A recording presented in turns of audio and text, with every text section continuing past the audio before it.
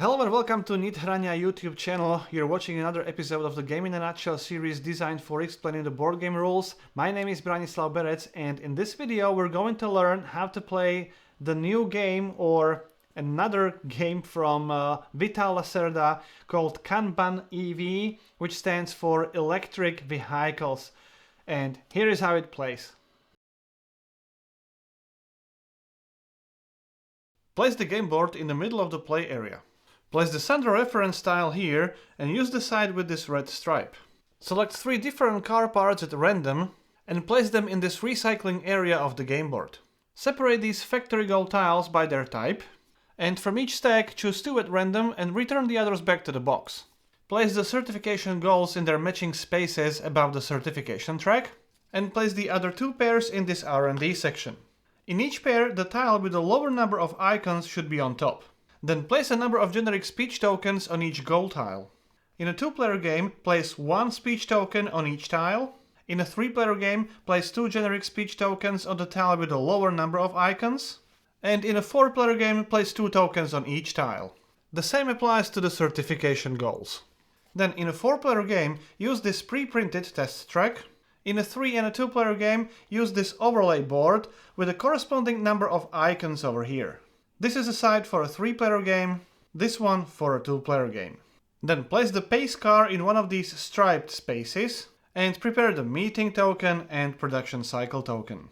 Place these car parts value markers in the leftmost space of this value track and place them with this side up. Shuffle these design tiles and place one of them at random in each of these 8 spaces over here. Place them with this design side up.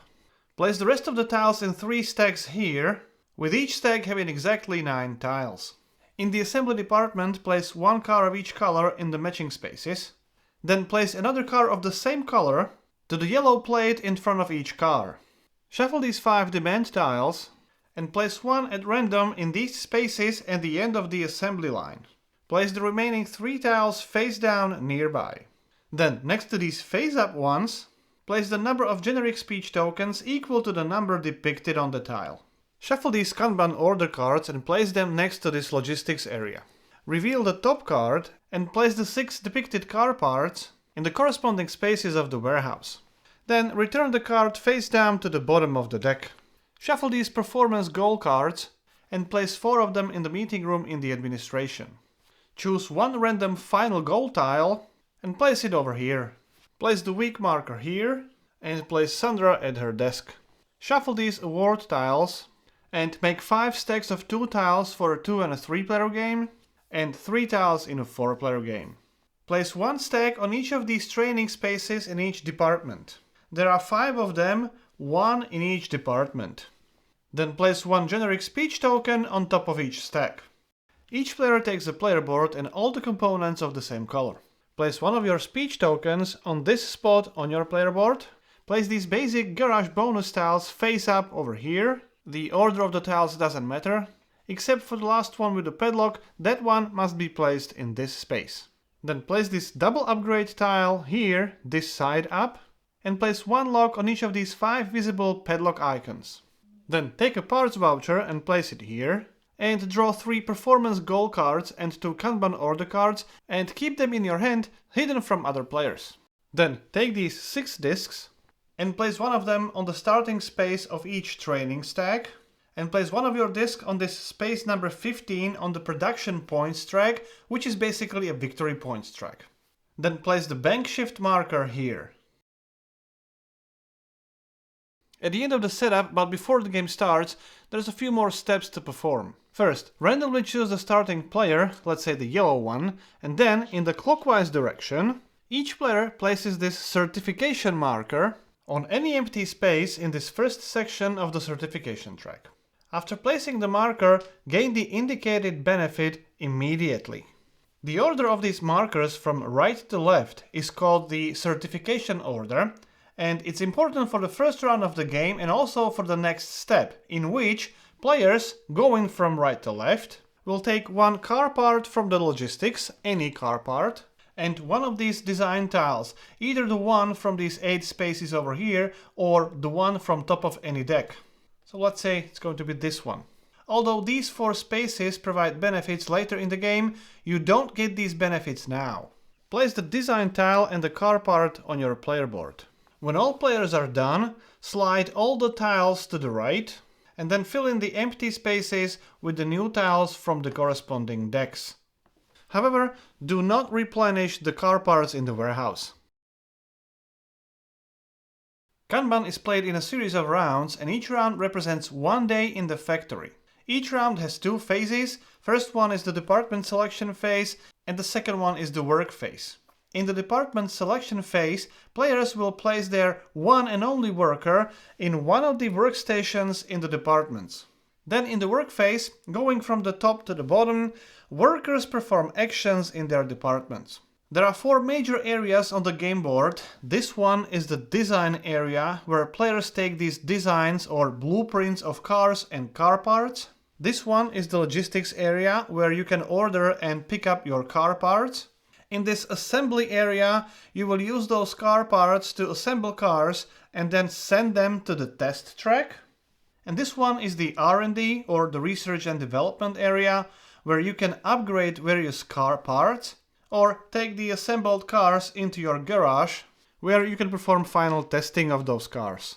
Each department has this training and certification area, which is also an important part of the game, because once you get certified, you will get various bonuses, and you will avoid possible penalties from Sandra, the factory manager, who also moves across these departments, and in each department she evaluates players with the least training in each area.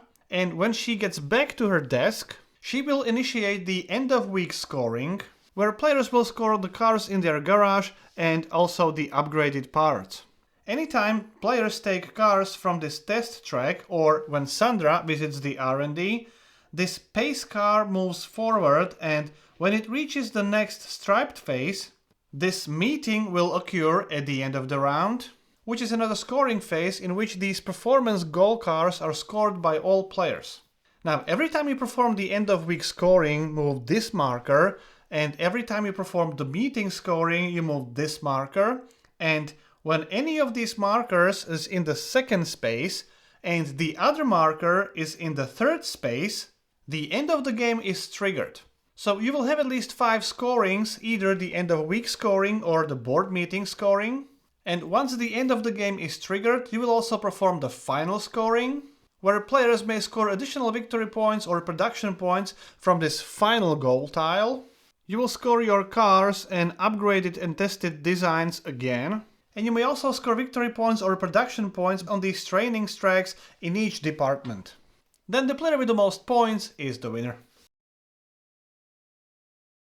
In the first phase of each round, players will choose departments where they will work that day.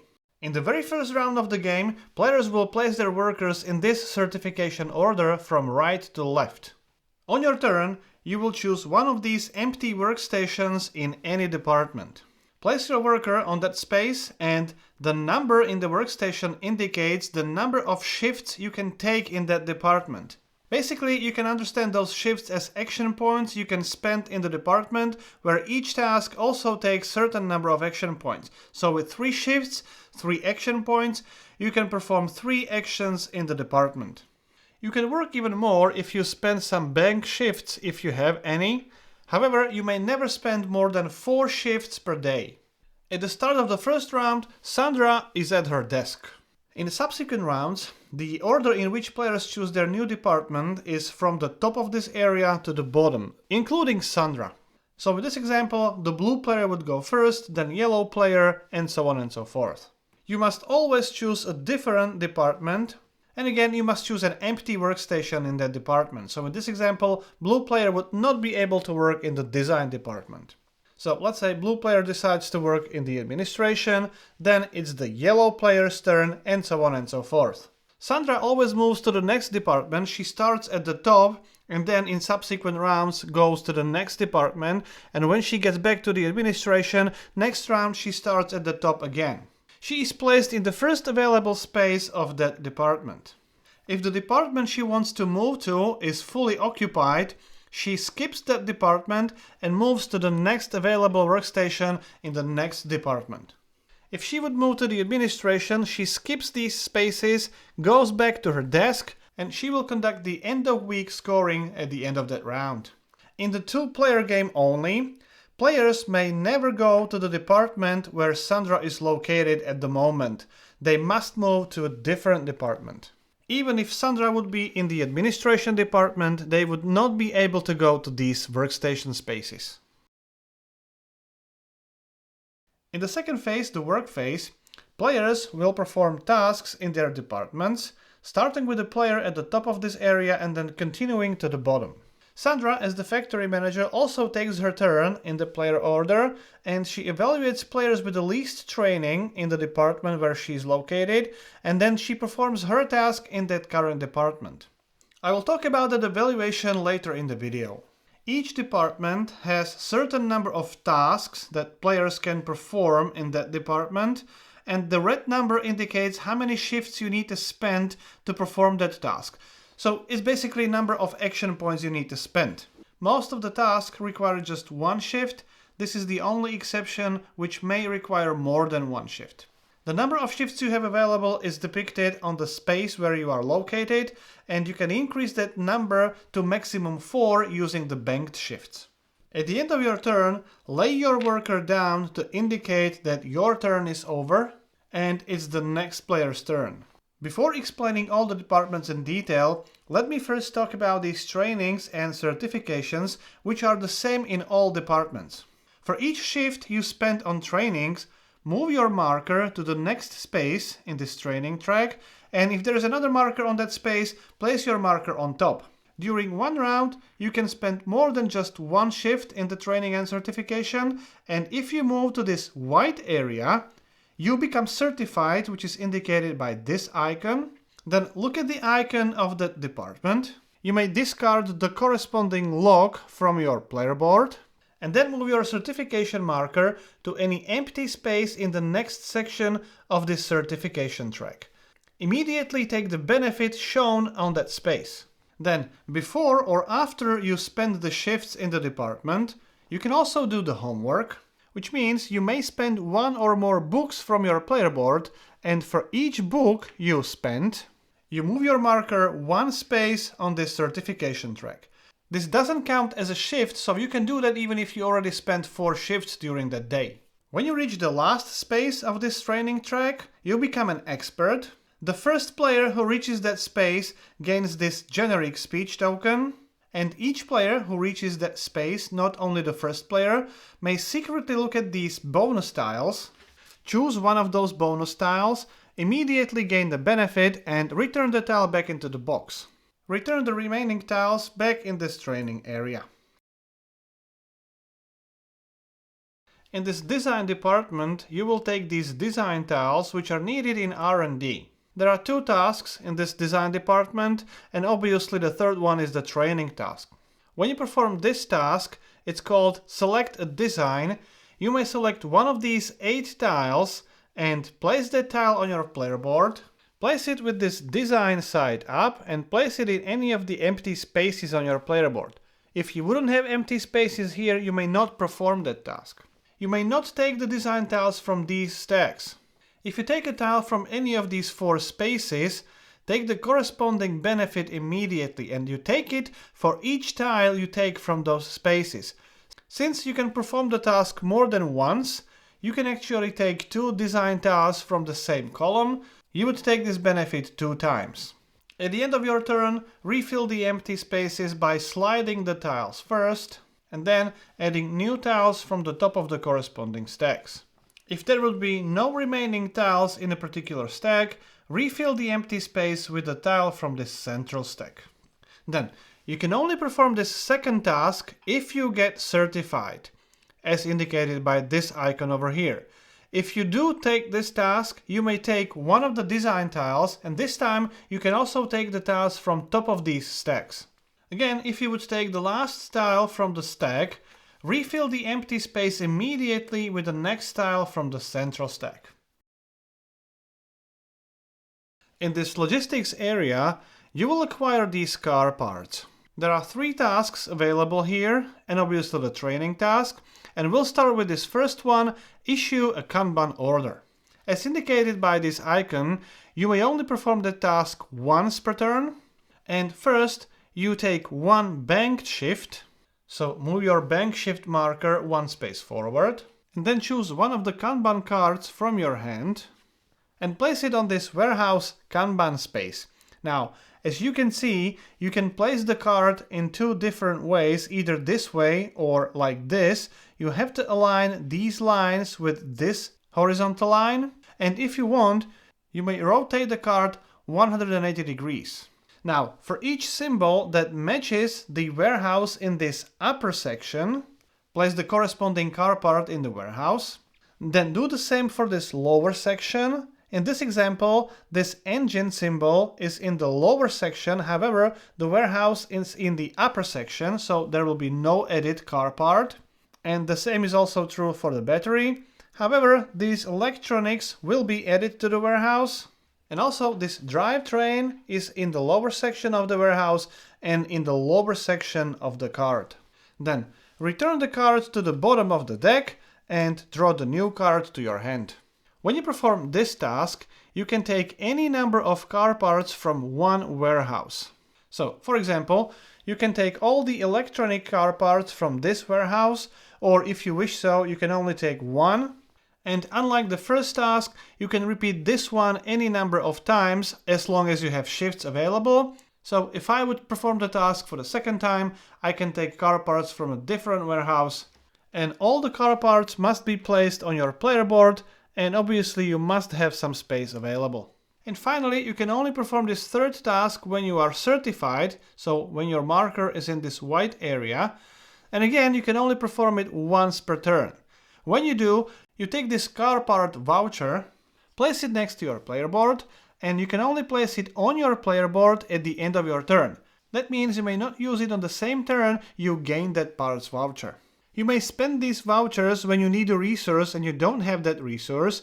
You take the voucher, return it to the general supply, and you take one car part from the supply. So not from the warehouses, but from the general supply. This is the assembly department. You will add car parts to these assembly lines and move cars down the lines. Basically, there's only one task in this department, in addition to the training task.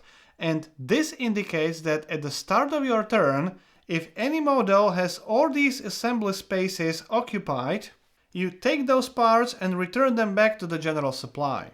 Then you can perform the tasks, either the training tasks or this one, which is adding car parts to the assembly lines. Every time you perform this task, you may only add one part. You take that part from your player board and place it in any empty space of any model. However, all the parts of one model must be different, so you would not be able to place another body part to this model. If you wouldn't have a suitable car part, you have two options. The first one is to use the car parts voucher or to use recycling. Recycling is this area on the game board. It always contains three parts and they must be different. Anytime on your turn, you may take one of your parts from your player board and swap that part with another car part from the recycling. Make sure you always keep three different parts in this recycling area. You may do this as many times as you want during your turn. If that model would have any upgraded parts, which means that model has any car parts in this upgrade area, then those car parts must be placed first before any other car parts will be placed next to that model. So in this example, the orange player would have to take this battery, and only then the third part could be any other part.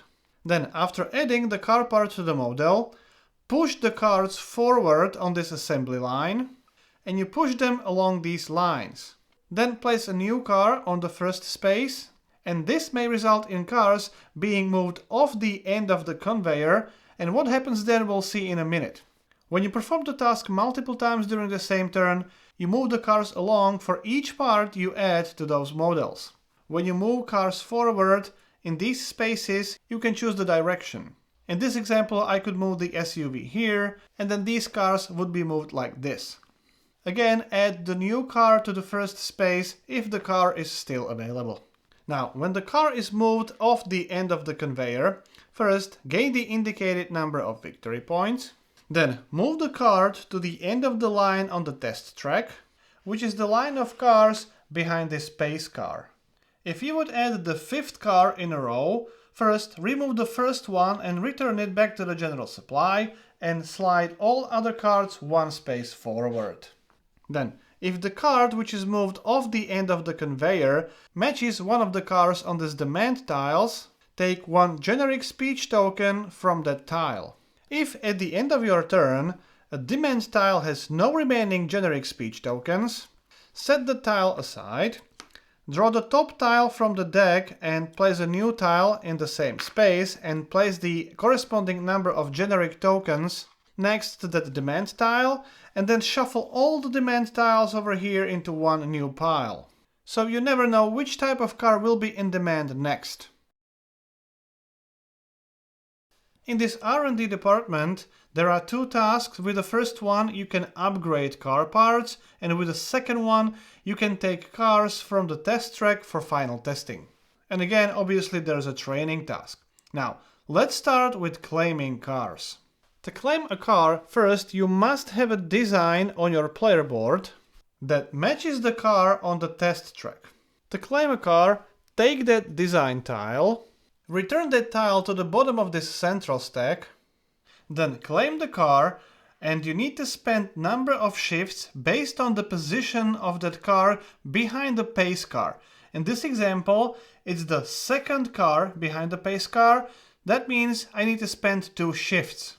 Place the car in any empty space of your garage, even in the 5th space if you unlocked that space already. Gain the benefit of the bonus tile immediately, and flip that tile face down. It's only one-time use. Now, since orange player has this red design, that player would also be able to claim the red car, the sports car, because based on the position behind the pace car, it would only cost 2 shifts. So for both cars, orange player would spend 4 shifts total, which is still within the limit. Again, you would place the car in any empty space of your garage and gain the immediate benefit. Then, at the end of your turn, advance the pace car number of spaces equal to the number of cars you claimed this turn. In this example, it was 2 cars, so the pace car moves 2 spaces. Then advance all other cars and fill in the gaps. If the pace car reaches or exceeds this striped space, move this meeting marker to the admin area, which means there will be a meeting at the end of the day and players will score these performance goal cards. Finally, check if you have achieved any of these factory goals. In this example, a player has to have 2 cars in their garage, so orange player achieved that goal, and in that case, take the generic speech token from that goal tile. The second task in this R&D area is upgrading the car part. To perform this task, you must have a design tile on your player board and you must have the car part which is shown on that design tile. If you wouldn't have that car part, you can use a voucher or recycling. Now, take that car part from your player board and move it to the upgrade space of that model. You must place it on any of these empty spaces of that model, and if the space contains any benefit, take that benefit immediately. Just to clarify, these are the spaces which don't provide any benefit. Now move the corresponding car part value marker 1 space forward on this value track. Then take the design tile, flip it to the other side and place it next to your player board to indicate that it's now upgraded design. Score the 2 victory points or production points immediately. And again, check whether you have achieved any of these factory goals.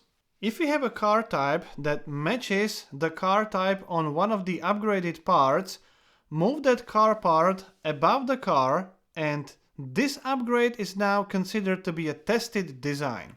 Basically, you have upgraded the car part, you have the car in your garage so you can test how that upgrade works, so it's a tested design. These tested designs provide victory points during end of week scoring and also the final scoring. When you get certified in this R&D area, the benefit you gain is this double upgrade tile on your player board. It's a one-time ability. When you upgrade the car part, you may use that ability, flip the tile to the other side, and as this symbology indicates, after upgrading a car part, move the value marker 2 spaces forward and then flip it to the other side with this stripe. That indicates that this car part may not be double upgraded again. Then gain the number of production points or the victory points equal to the current value of that car part. This administration department is slightly different from all other departments. Apart from the training task, there is one additional task which allows you to micromanage one other department, and only one. So for example, if you get blocked out of R&D, you can manage the R&D from the admin area, and when you spend your shifts, you can spend them in the R&D or in the administration training or in both of these areas. The same applies for books actually. You may spend those books to move on the training track in this administration area, and you may spend books to move along the training track in this second department which you choose to work in. That means you may choose any task from the selected department, and obviously you can also spend your banked shifts to increase the number of tasks you can perform. We have already talked about the factory goals, but the same applies to the certification goals. When you reach the section with the goal tile, take the generic speech token if it's still available. And when all the generic speech tokens have been claimed from the tile, you can return the tile back to the box. There are 3 golden rules which apply to all players over the course of the entire game. When you gain these vouchers or books or banked shifts, you may not use them on the same turn when you gain them. So the vouchers and books you gain are placed next to your player board, and they are only placed on your player board at the end of your turn. When you start your turn with only 1 or 2 bank shifts, you may use this tile as a reminder, and when you gain more, again, you may not use them on the same turn. And third, when you gain this generic speech token, return that token back to the general supply and place one of your own speech tokens on your player board. If all the spaces would be filled already, place this generic speech token next to your player board and keep it there. Sandra, as the factory manager, evaluates employees in the factory. At the start of the first round, she starts at her desk and doesn't do anything. Then, starting with the second round, she acts in the standard player order. When she has to choose the new department, she moves to the next department, to the first available workstation in that department, and when she moves to administration, she skips those spaces completely and goes to her desk. If all the workstations in the next department are full, she skips that department and proceeds to the next department. On her turn, Sandra does 2 things. First, she evaluates the employees with the least training in the area, and then she performs the specific task in this department. When evaluating the players, she only evaluates the players with the least training, so in this example, yellow and blue players. The evaluation criteria can be found on the player aid card and also on this Sandra reference tile. And for example, in this logistics department, players would only be penalized if they have 2 or fewer car parts on their player board. Again, it only relates to players with the least training. So, for instance, if yellow player would have 3 or more car parts, that player wouldn't be penalized. If, however, the blue player would not have more than 2 car parts on their player board, blue player would be penalized, and as a penalty, you always lose 1 victory point or production point, plus 1 victory point for each banked shift which you have fewer than 5. So in this example, blue player would lose 1 to 3 production points or victory points. So 1 victory point plus 3 victory points, that will be 4 victory points penalty for the blue player. After the evaluation, Sandra performs the task which is specific for that department. Again, the task is stated on the player aid card, and with that, her turn is over and it's the next player's turn. Sandra always evaluates the employees with the least training, even if they are in the certified area. In this example, she would evaluate the orange player. And even in this extreme example, when all players would be experts in that area, she would actually evaluate all of them because they all have the least training. Then, when she's supposed to move to the administration area, she moves to her desk. Again, she still evaluates the players with the least training in this admin area, and her task in this department is the end of week scoring.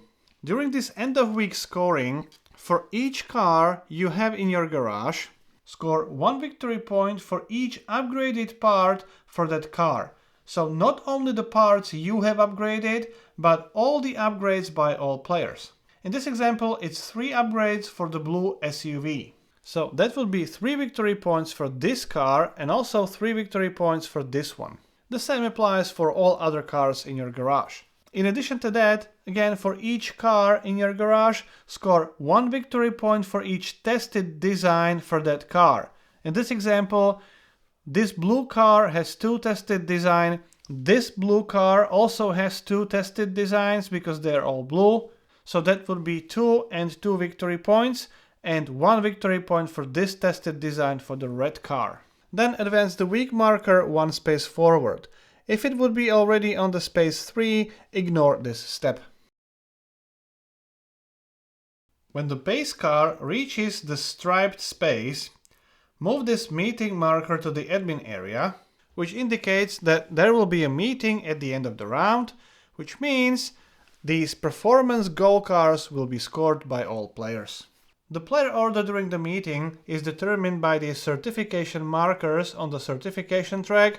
The player with the rightmost marker goes first and then proceeds to the player with the leftmost marker, and again repeating in cycles until all players pass consecutively.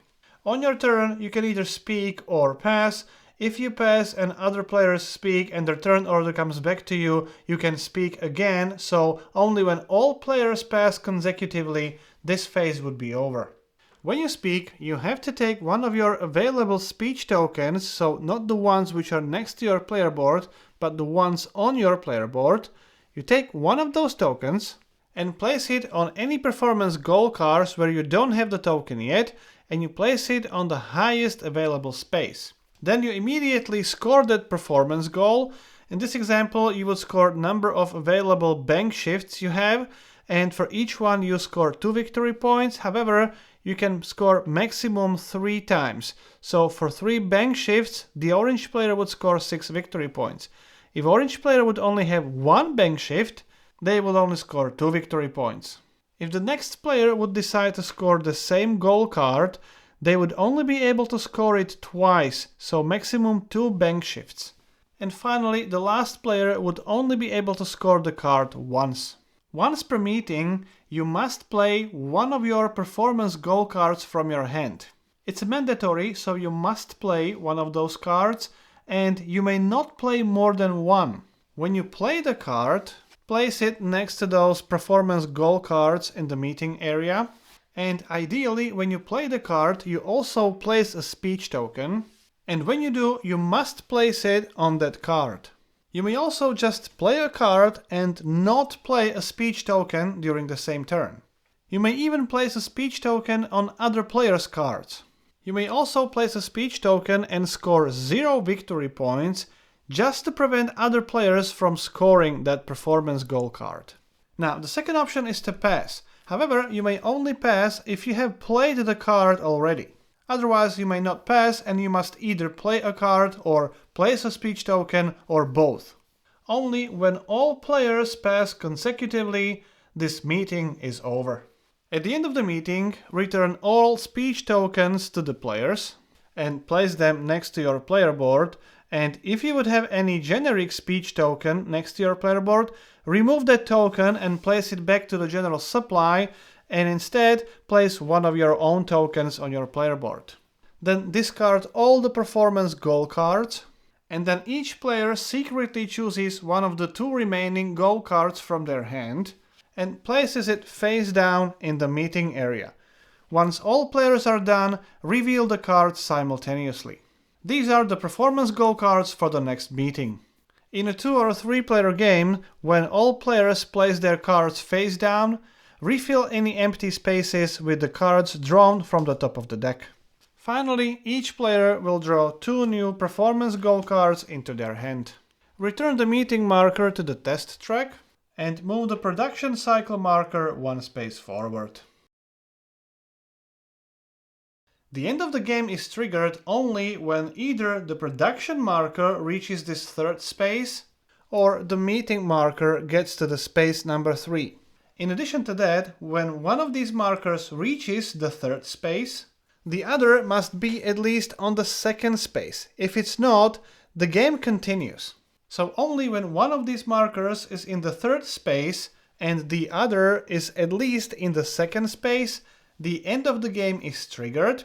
Finish the current day, the current round, and that may include the end of week scoring and also the meeting if it was triggered during the same round, the same day, and then finish the game and proceed to final scoring. First, players may score this final goal tile. You must have a speech token available, and if you meet the criteria on the goal tile, place the speech token there and score the indicated number of victory points. More than one player may score the same space. Then score 1 victory point for each bank shift you have, so the orange player would score 8 victory points. And then 1 victory point for each speech token on your player board, and 1 victory point for each voucher and book you still have on your player boards. Then gain victory points for each car in your garage. You would score 2 victory points for a city car, 3 victory points for SUV, 4 for a truck, 5 for sports car, and 6 points for a concept car.